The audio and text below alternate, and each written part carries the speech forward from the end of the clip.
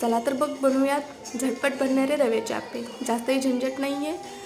रव्यात दही मिक्स करून घ्यायचं व्यवस्थित. गाठी होतील त्या पण थोडं थोडं पाणी मिक्स करून फोडून घेणार आहोत. जास्त घट्ट आणि जास्त पातळही पीठ करायचं नाही आहे. पीठ चांगलं व्यवस्थित झाल्यानंतर मीठ टाकून 10 मिनटं रेस्टला ठेवा. आप्प्याचं भांडं प्रीहीट करून त्याच्यात बेकिंग सोडा टाकून घ्या. पिठामध्ये तेल थोडं थोडंच यूज करा जेणेकरून जास्तही तेलकट होणार नाही ते. आणि लो फ्लेमवर गॅस करून हे बॅटर टाकून घ्यायचं. ह्याच्यावर काही झाकायचं नाही. आपल्याला कुरकुरीत असे रव्याचे आप्पे मिळतील असेच करायचे आहेत. एका बाजून चांगले भाजून घ्या. ते भाजले एका बाजूने की दुसऱ्या बाजूने पलटा. आणि चांगले कसे भाजले हे समजतं. त्याच्यावर थोडेसे डाग पडायला लागतात. असे काळसर थोडेसे डाग पडतात. जास्तही करपवायचं नाही आहे.